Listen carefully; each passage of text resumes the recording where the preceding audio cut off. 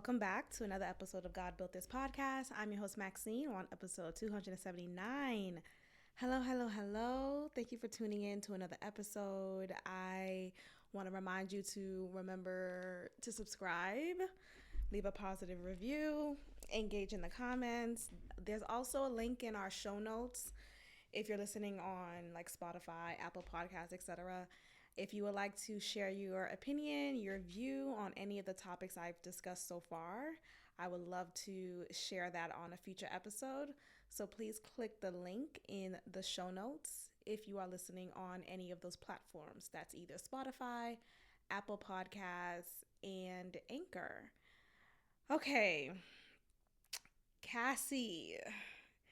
There's a lot of conflicting feelings about the turnover with this case, primarily because of the sudden shift that has taken place since her filing the lawsuit against Diddy.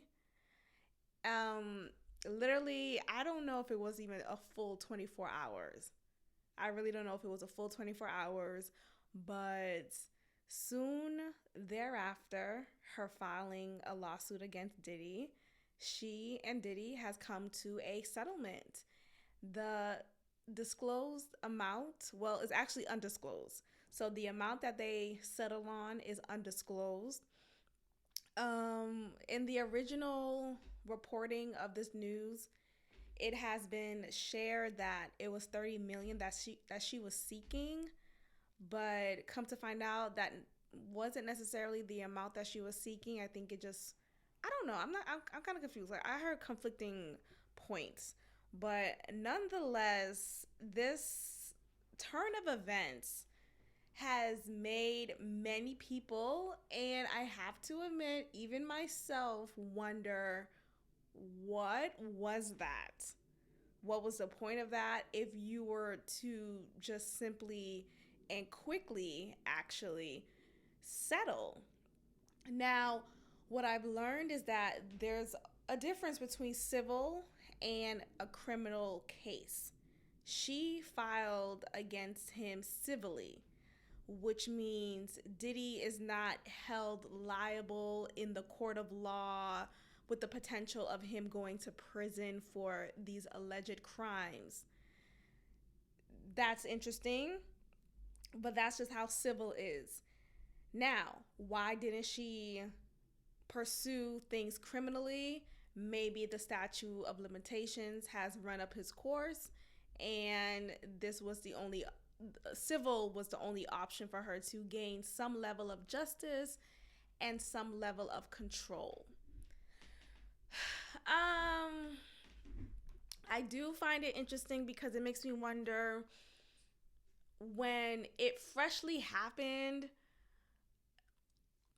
where was that energy then, right? Like, I wish you would have had the bravery or the courage in 2018, as fresh as they broke up, to then go through with this pursuit. Because from all that she shared, right, Diddy seems to be this scary figure in the industry.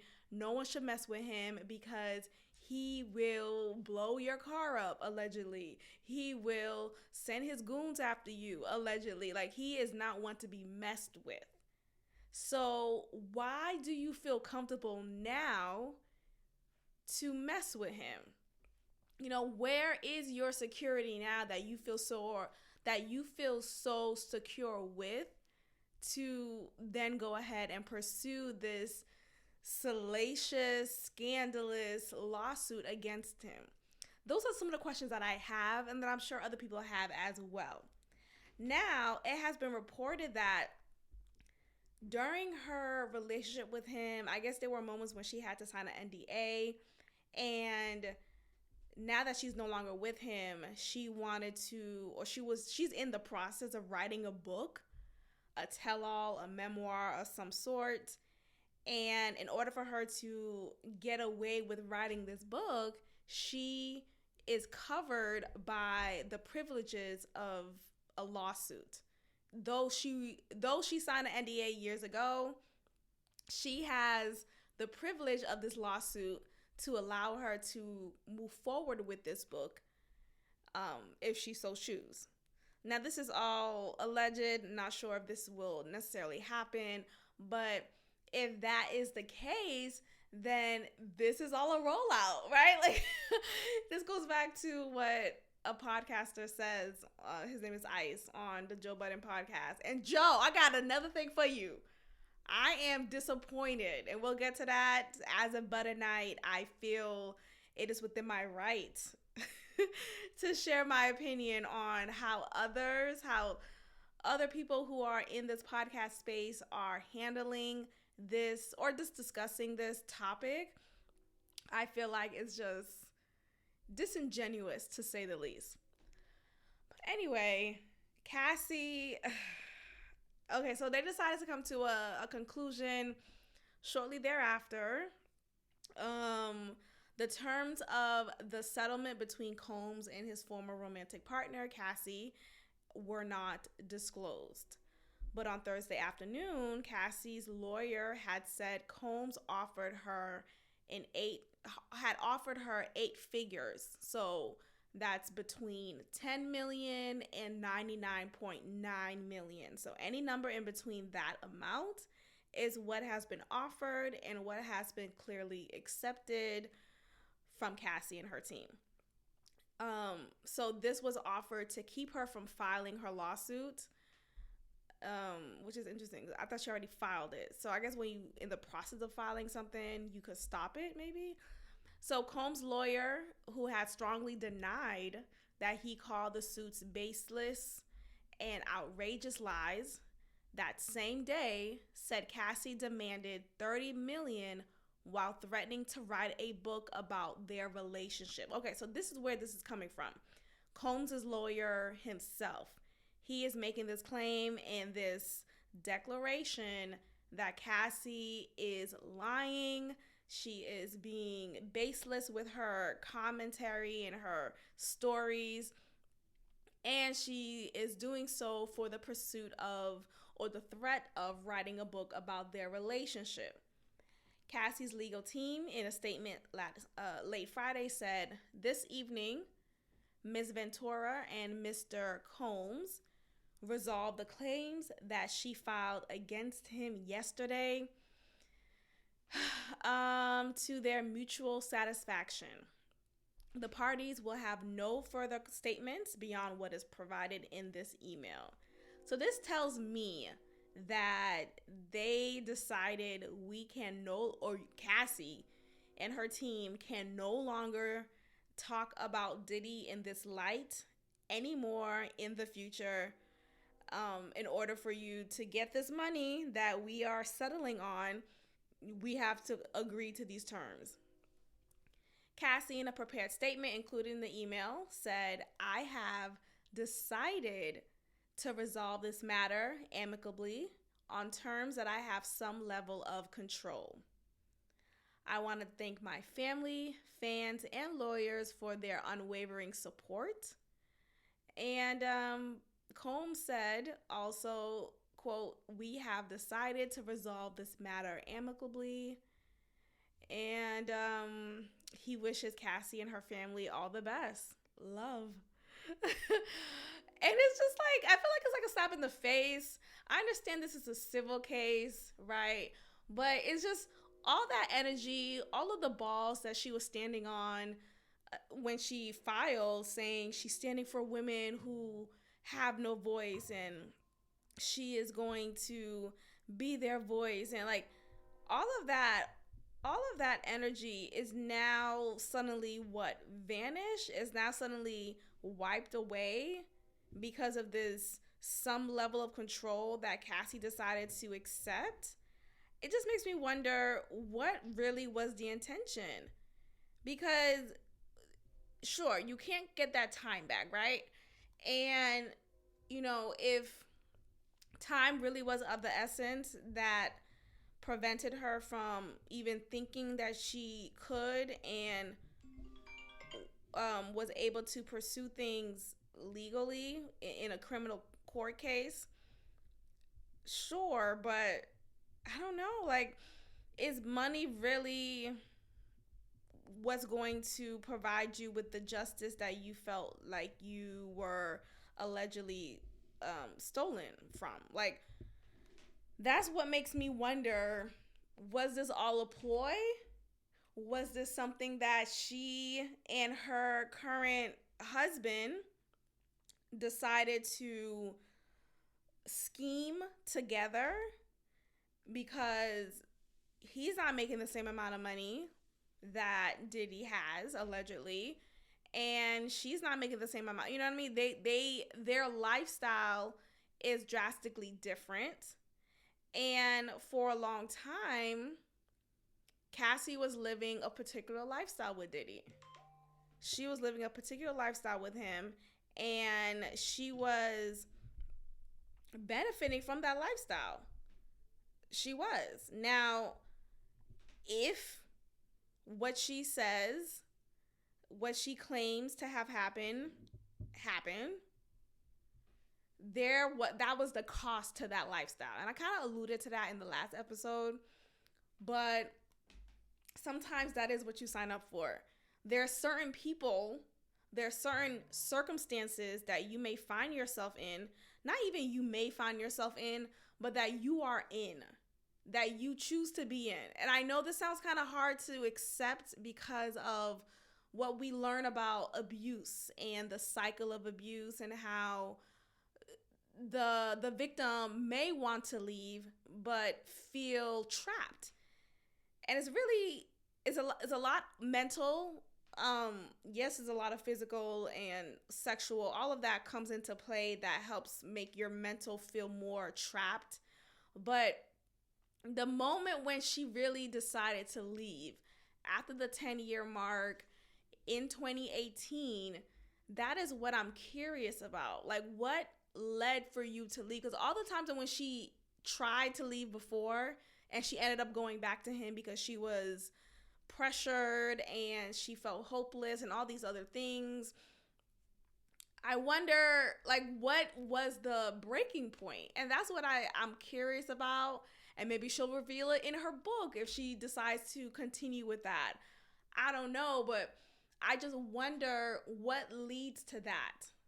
Because if you were so afraid of this man, and this man has so many connections and ties to you, and prevented you from moving on from what you shared in that filing document, then how did you eventually leave? And these are just questions that I'm just truly curious about, that I want answers to, because I'm just ignorant to that experience. Thankfully, I'm grateful that I don't have that experience, but I just wonder what led to her finally being able to leave. Now, there's been some controversial responses that many people have had, right? Since this has taken place. Excuse me. Slim Thug. First of all, I saw Slim Thug at the Honeyland Festival that took place a few days ago here in Houston, Texas. And that was a time. I had a really grandiose time there. So shout out to him. And he was one of the performers there at the Sugarland, at the festival. It was in the Sugarland area in particular.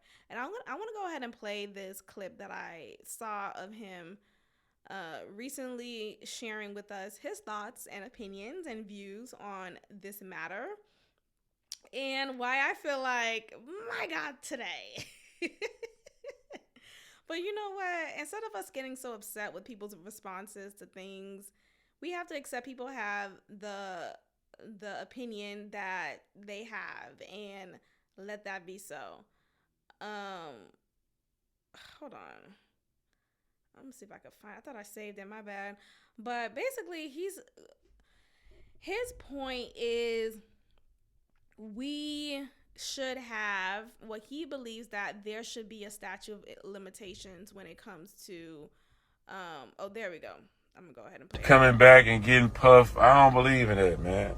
When shit go down, speak on that shit right then, or it's out of it. It should be null and void. You shouldn't even have no type of nothing. You shouldn't be able to do shit unless you let the people know what happened immediately. It should be a time limit on this shit. What happened was you got around them up stand up on love shit. This is what happened. I'm gonna tell you what always happened, right? You was with a billionaire with all this bread, all this time, and then you went followed your heart to with a trainer. That motherfucking apartment got smiled in the bitch. That lifestyle fell off. Now it's struggle time. And now, look, I'll pause it right there. A lot of things are relative, right? A lot of things are relative, meaning what's broke to me may not be the same. Like, no, wait. What I'm saying is what's broke to them, right? So Cassie and her current husband, though they're not making the same money that Diddy is making, allegedly, they are probably already in the six-figure lifestyle. As for me, my lifestyle is totally different. So they may look at someone like me like, ooh, Lord, right? But for me, looking at their lifestyle, I'm looking at that like, ooh, that's a dream. But for Cassie and her current husband, they may feel like they're broke, that they're struggling. And maybe they did come together and say, you know what? I had a crazy relationship with Diddy, and I'm gonna go ahead and pursue this lawsuit so we could get some more money. You want to get that yacht, right? You want to have this lifestyle, right? Let's go ahead and go through this. So maybe that's something that was a motivation for them. I don't know, but a lot of these things are relative, and so she is not. She left Diddy for this current man of hers, her husband, and they seem to be really in love, really happy, and they're just more humble with it, right? In comparison to her love with Diddy. And they're two different men, totally different men. Diddy is more ostentatious, while her current husband is completely not. But Slim Thug is making a point here that maybe there should be some, not even maybe, he says he believes there should be statute of limitations. And this just kind of conflicts with the whole experience of being a victim of these types of events, to say the least. I'm trying to be careful with my verbiage because, with the monetization of it all, I'm pursuing that. So we kind of have to play by the rules. I know I hate playing by the rules. Fuck rules, right? Oh, look at me. I just swore. Dang. But at this point, it should be fine. But the point is I want to be mindful of some of the words that I use, but you guys know what I mean by events, okay? So typically women and even men, anyone who has been victimized by particular events in their life, they don't immediately say it out loud, or even if they do say it out loud, they may tell a few folks, but they may not necessarily seek justice, right? So they may not be necessarily going to the police station and filing a report and really going through with it the day after getting assaulted, or that's not always a typical response. And that's just the natural, common human experience that humans go through. It's not a typical response to find your voice and be fueled with anger and betrayal that you go ahead and go to no. A lot of people would blame themselves. A lot of people would suppress that memory so much because it's so traumatic to relive. A lot of people are so astonished by this person who violated them, because maybe oftentimes it's someone who violates you. It's not always this stranger in an alley at night, 3 a.m. It's not that scenario that we were conditioned to believe. Oftentimes the predator's in your house already. So going through that and feeling that sense of betrayal and shock and just this surreal moment. Is this really happening? Is my uncle really on me right now? Is my brother really coming on to me right now? Like, all of these things are just like mind-boggling, and it doesn't take until a few years, unfortunately, it doesn't take until a few years to realize what's happening is wrong. I didn't deserve that. I can't believe that happened, but it did happen, right? Like accepting that whatever happened happened. And then next thing you know, it's 5 years post the last time it happened. 5 years, and you've since moved away from your house and you try to make a new life for yourself, but you realize you have a blockage in your heart, and you realize it's because of what took place when you were 7 till 12 years old by your brother. So all of these things are natural experiences and natural reactions that many people of these events that take place, these assaults that take place, experience. So I don't agree with what Slim Thug is saying here, like having a statute of limitations. I do understand the trickiness when it comes to that, because it does make you wonder, for the women who are out there who seek this as an opportunity to take advantage and who aren't true victims. I'm not saying Cassie is not a true victim. I mean, yes, she's a survivor, right? But I'm not saying that she's lying about anything. I'm not saying that, but I'm just saying there are examples. There are examples of women who have lied about these sensitive situations, and they benefited from that lie. Think of Emmett Till and that white woman. So I say all that to say it's a tricky situation. I think it should be a case by case. Everything should be investigated thoroughly. I don't think there should be a time limit, because we can't limit how long it takes to heal from said trauma. We can't limit how long it'll take to really not even get to the healing part, but move forward, or even get to the point of recognizing that, oh my gosh, this happened to me. Never mind getting to the part of, let me seek help. And even before you seek help, getting rid of the shame that it takes to get help. It's a lot to unpack. So for someone to have this opinion, I think it just comes from a place of ignorance. And it comes from a place of just stubbornness and believing only one side. And maybe Slim Thug has the experience of only seeing women who has taken advantage of this cloak of victimhood for their benefit, and they weren't actually victims. So I try to look at things from a different perspective, but yeah, this nigga's wrong. Let's just listen what else he said. The love wearing off, and now you trying to come up with ways to figure out how to get paid.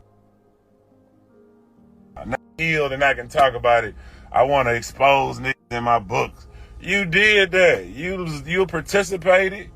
You ain't say for nothing. You did that. So stand on that, man. Quit trying to expose people for money. Like, what the Nah, that apartment got small. You and that dude you left for love. You let your homegirls hype you up when you was with him.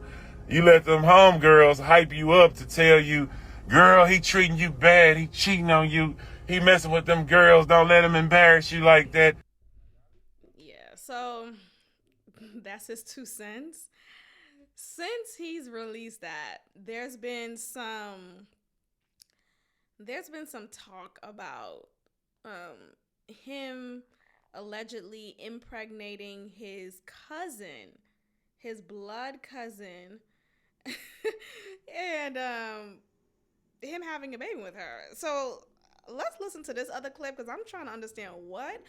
Only reason why I know Slim Thug, aside from I know some of his songs, and he definitely had a record with, oh shoot, sorry. He definitely has a record with Beyonce. Check on it, right? But I know him because he dated LaToya Luckett. They were together for a while, and LaToya Luckett, for those who may not know, is one of the original members of Destiny's Child, and she had a little bit of a solo career afterwards. But yeah, for some time, she and Slim Thug dated. Now, Slim Thug in this clip is denying that LaToya Luckett called off their engagement after getting his cousin pregnant in the early 2000s. So I'm going to see exactly, does he admit that he got his cousin pregnant in the early 2000s? Now, what I don't like about the statement of this topic is it's making it seem like he coerced his cousin maybe he forced himself on her. Like, I feel like that's what this headline is alluding to, when it, unfortunately and disgustingly still, it could have been two grown adults who made the consensual decision to have, you know what I mean? Like, it could have been that. Now, I wonder, did they know they were cousins? Is it one of those things where you didn't realize your papa was a Rolling Stone or your grandfather was a Rolling Stone, and boom, you find out at your family reunion that so-and-so is your cousin, and just a few months ago, you had a brief one night with this woman, and you know what I mean? Like, some things do awkwardly happen that I've never been through that. I'm not saying that like I've been through it. I'm just saying, like, there are examples of people who's done that. Okay, so I see what's happening now. So he vehemently denies that he impregnated his cousin, has sex with, like, he tells, well, I mean, did he deny that? Okay, I'll be some minutes ago. He denies it. Not true. And he's making a point that people are making up things to make him seem like he's not credible and not allowed to have his own opinion, though his opinion was unnerving, right? But this rumor coincidentally came about soon after he just shared with us, as I played, his opinion upon the matter between Cassie and Diddy. So this could have very well just been a made-up rumor just to disparage him, and I'm leaning towards that side. I think that this probably was just a silly rumor that people are using to be convenient in disparaging him, since he shared his different opinions about the Cassie and Diddy situation. It is what it is. But moving forward, I think with Cassie, I mean, I do wish her well. I believe her. I genuinely believe her. There has been so many pieces of evidence that has been just spewing on my timeline on Twitter. Like, Twitter is the place to be. Whenever you want to unpack something, whenever a new hot topic comes out, go to Twitter. You find all the tea, all the information. Is very fascinating and quite entertaining. But there was this clip of Cassie and Diddy. They're in this clip together. She's clearly sitting on his lap, and he's motioning for her. Not even motioning. He's kissing her. He's kissing on her. And he's wanting to do more. Like, it feels like he's wanting to have her, like, just suck him off right then and there on camera. Like, nigga, you're on live, right? So in this clip, you see him, and I'm just watching it now as I'm describing. So she's sitting on him. He's doing this kissy face towards her. You could tell he's a little bit inebriated. Cassie's trying to keep it cute. She gives him a little peck. She allows for him to kiss her on her cheek, and she returns that lip to lip action. He then looks at her and is like giving her more of this googly eye, and the point is, there's an energy here that gives the impression that she's not that into it right now. Like, nigga, relax. Okay, I'll let you kiss my cheek. Let it be. That's it. Stop. But he keeps on going. Like, as he's kissing her on her cheek, he's opening his mouth wider and just going in. And I don't know. Maybe it's I'm about to say something crazy. I'm not gonna say it. Because I don't want people to feel like I'm trying to be. Anyway, I'm not gonna say it. I'm talking to myself right now. Anyway, the point is, Diddy did that shit. Look, these videos prove it. If I don't know anything else, I know that. I think he did it. I think he has an intimidating presence about himself. I remember growing up watching Making the Band. Remember that show, Making the Band? And you see him demanding these vulnerable contestants who are so passionate in being in the music industry that they'll do whatever it takes. And one of his conditions was, I want some cheesecake. And not just any old cheesecake. Don't just go around the store. No. I want the cheesecake that's in Harlem or by Long Island, wherever the fuck, because where they were currently was a good distance away from where he wanted that specific cheesecake. So, and he said it better not be crumbled, it better not be cold or hot or whatever it is. It better be in the right condition when you deliver it to me. I want it in the next 20 minutes. And so you see the contestants trying to figure out, how can we get to Harlem from Brooklyn in less than 20 minutes? Whew, it was entertaining to watch, but just imagine being one of the contestants. And this is just a part of the regular damn demands you have from a Diddy. Now, those in the industry who've made it would say, well, that's just how it is, and you got to go through the ropes. You got to get hazed to get to where you want or get to what you think you deserve. And it's like, a lot of people with that mindset are the ones who would accept hazing from pledging or from a sorority or fraternity, right? A lot of people with that mindset would do anything to get to where they want to go. And I just think that's bullshit. Like, that's what really turned me off about sororities and seeing some of my friends get involved, because I don't agree. I just don't agree with that damn logic. It doesn't make any sense to me. You're not going to fight me, and I'm just going to stand there. You're not going to, boss me around. I'm not your bitch. No, I don't care.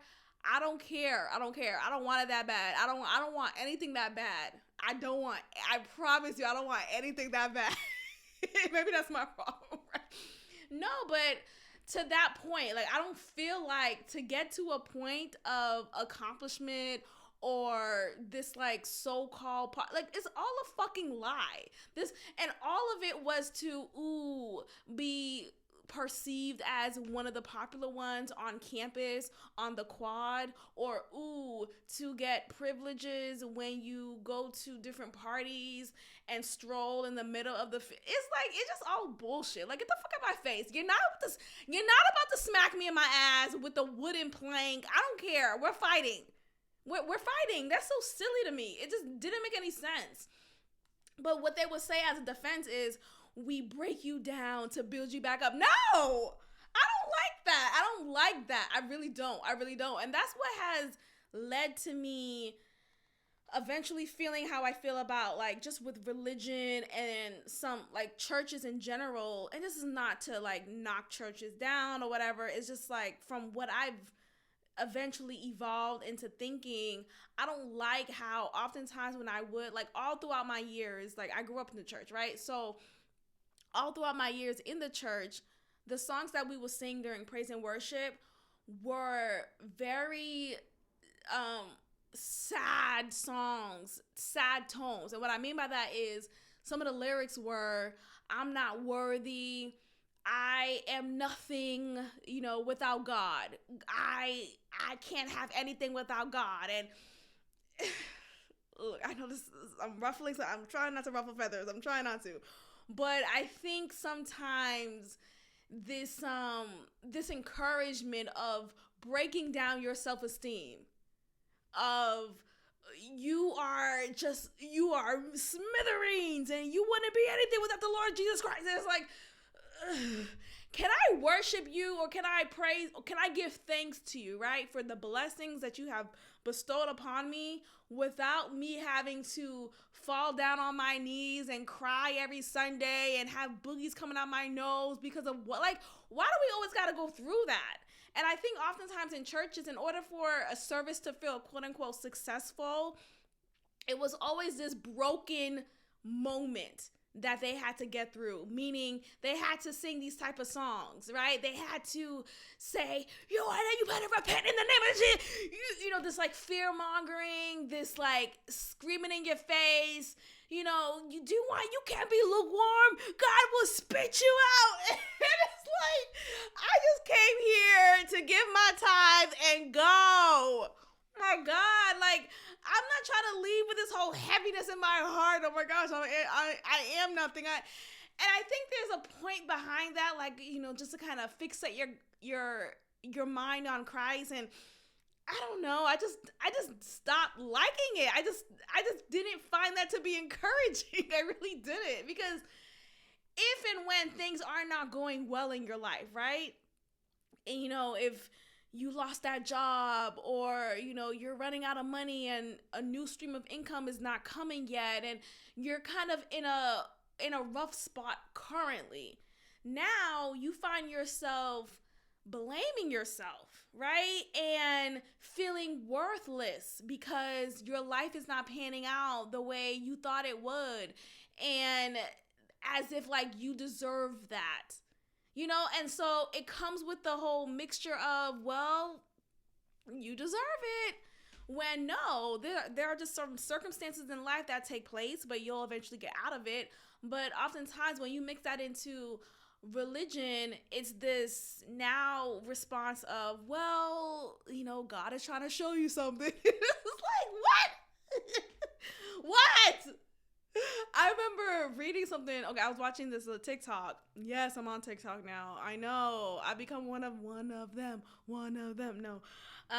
But you know, I talked about here a few episodes ago that I have to stop resisting change. I have to stop resisting change, and that includes being a TikToker. I'm a TikToker now. I mean, I'm not really a TikToker. I think I'm more of an IG reel girly than I am a TikToker. I like the vibe of Instagram more than I do TikTok. TikTok's not bad. There's particular contents that I seek and that I look forward to it on my timeline. But I don't know. I like Instagram Reel a little bit more. But anyway, I am on both platforms. I've already been on Instagram, but I'm more intentionally on Instagram because, again, the pursuit is to monetize off of content creation on all aspects. So whether that means it's not just podcasting, right? It's also through different social media platforms. So that is the intent, and that is why I am talking about it. It's just to explain myself. But anyway, I was on this TikTok not too long ago, and she's talking about how she lost her job, right? So she's running low on funds, and she's trying her best to get out of it, right? And getting out of it is by applying to other jobs or just finding ways to supplement that lost income, right?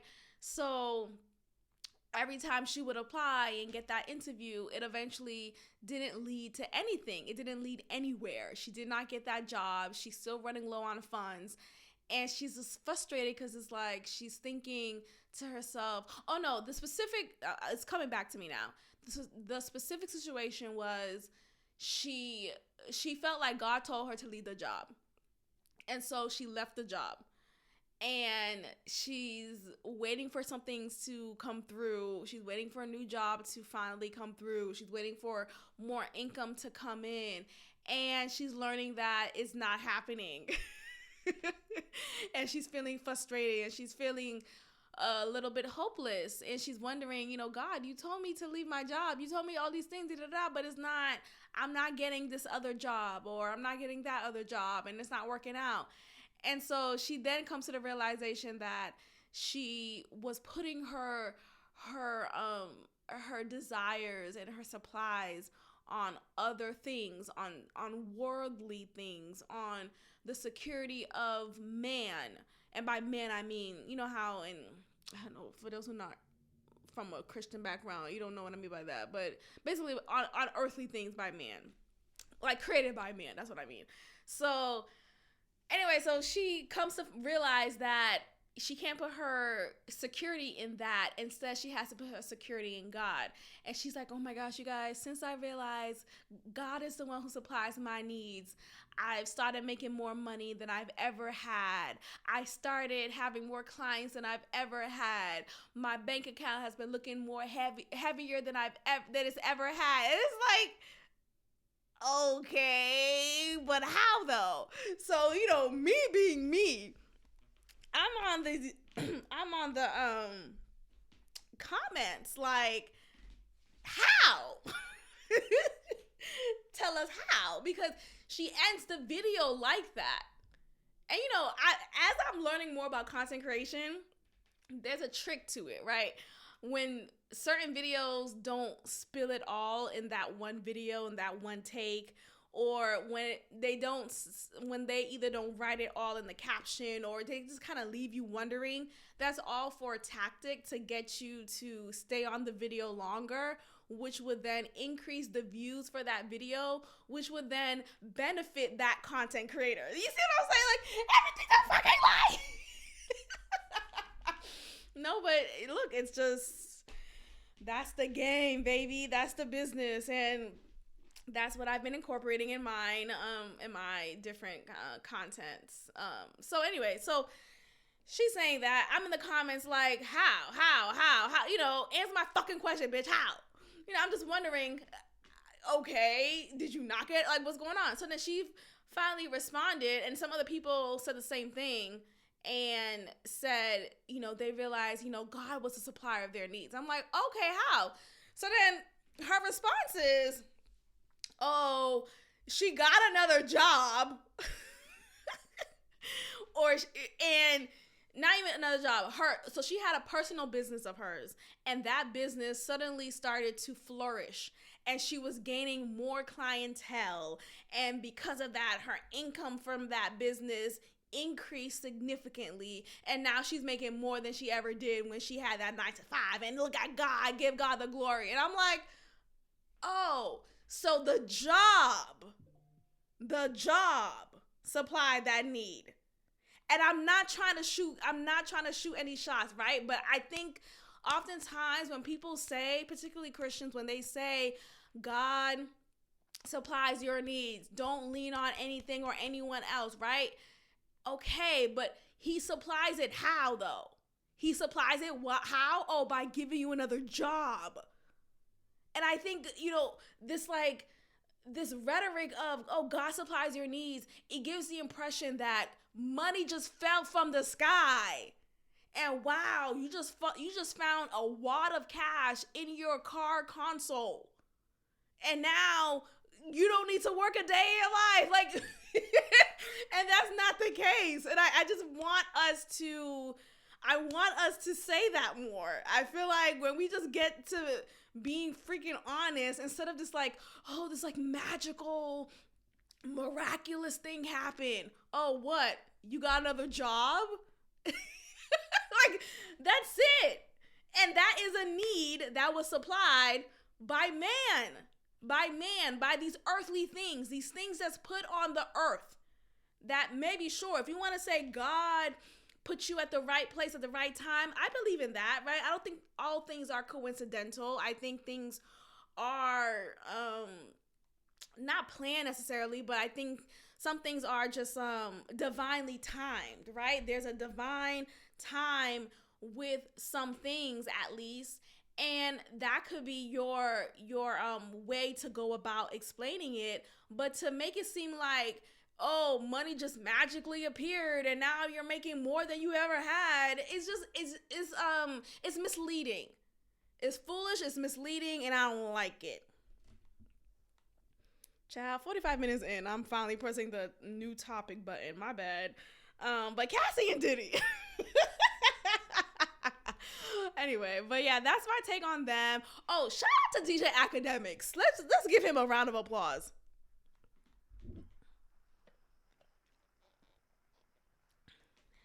Now, why am I rounding applauding DJ Academics? Because he's a real one. He's a real one. Yes, DJ Academics. Yes, I know people like to clown him because he's he gives off like the impression that he's like this nerd behind the computer and, you know, he's in his mama's basement. No, he's in a house that his mom lives in, or I think he bought a house for his mom. But the point is, he's making money. Like, let's not stop shooting him. But I'm giving him a round of applause because he stand on it. He's a real one.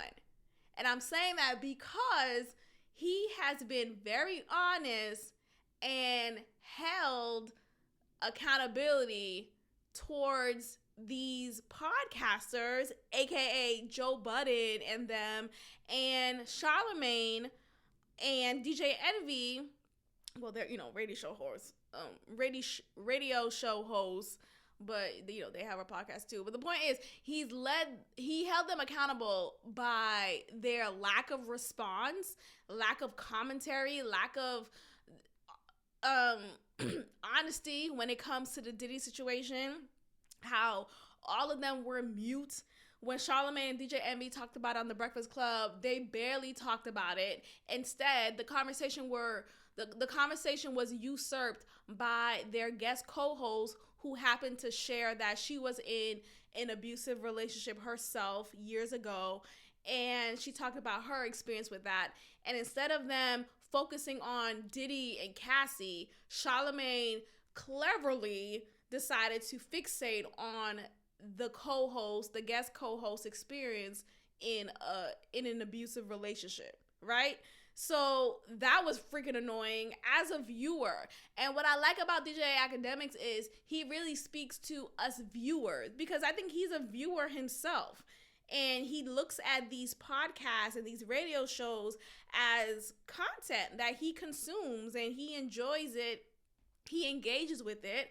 Yes, he knows them personally, and he may have a personal relationship with some of those people because they're all in the same industry, but he's not so connected to them to the point where he is held to a different standard. And I think he really stays grounded in being a viewer like me. So I love that he's kind of like a voice for me and others like me who look forward to these platforms to talk and share their opinion. And when they quite, you know, coincidentally don't share their opinion about this hot ass topic, that's strange. That's really strange.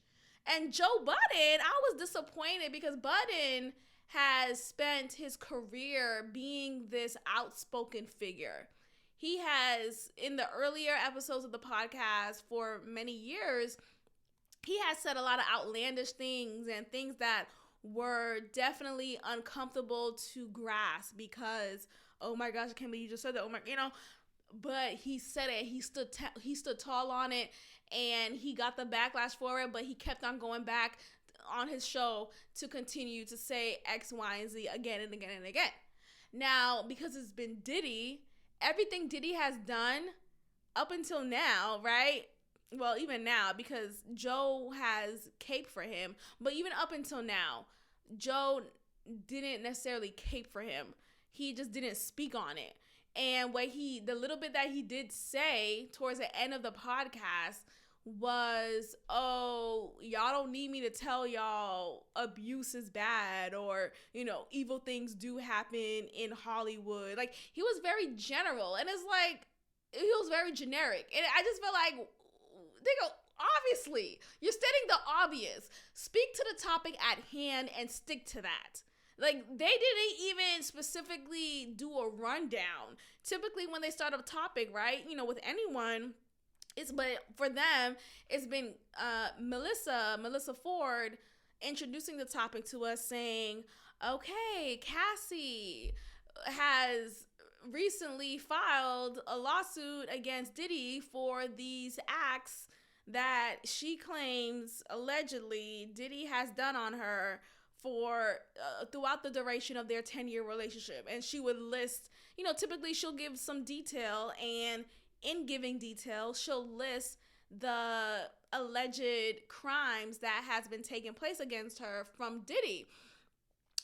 They didn't do any of that. They kept it totally generic. They didn't even say their names, y'all. It was so cringe to watch. And I was so excited to see DJ Academics talk about that on his platform and really point out the hypocrisy and the disappointment that us viewers and listeners who are loyal to these different platforms felt and feel from how they handled the situation. Like, you know, my theory is Diddy is a secret investor for the JBP because, and I think recent too, I think a lot of the profit that Joe has for his show, for his podcast, is due to these secret investments that we don't know of. That's my theory. That's what I believe. It's my opinion. But if you notice, like from the beginning of the pod, it was a totally different aesthetic. They were in Parks' basement. They were wearing dingy clothes. Like it looked like it smelled. Like this is a dingy apartment.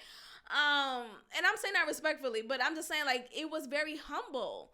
And for them to have spent like a few years in that space, and then they transitioned to another space that was I don't think it was an no, I don't think it was a basement anymore. It was like just like a living space in an apartment. Okay, cool. And then now, they're at this high-rise apartment complex, and the aesthetic is bright and white and clear, and it looks totally different. And I think all of that, I'm sure is because of strong business practices, but I think amongst that includes a possible and alleged investment by Diddy. I really do think so. So that's my theory. That's my take. So I think, that whole saying, you can't bite the hand that feeds you. Diddy is feeding Joe, allegedly. And for Charlamagne and DJ Envy, you already know that they're in business with Revolt, which is Diddy's business. So they're in cahoots with Diddy. They're in business with him. So of course they're not going to be as straightforward and honest about their take when it comes to Diddy and Cassie situation. So I guess I'm not surprised. It's just all unfortunate, and I really just appreciated. This just makes me appreciate more of the commentators who are totally uninvolved in that lifestyle. Maybe they're adjacent to it, but they're not in close connections, close relationships with anyone in that lifestyle. So, for example, when Wendy Williams was on, I miss her. I hope she's doing well. But when she was on and she had her show, she had exclusive tea about everything, and she gave it to us straight. She did not have relationship with any of the people she talked about. And she did it on purpose. She said it herself that she does not want to be friends with the people she talk about. She said she will always say, "Oh, this person is a friend in her head. This person's a friend in her head."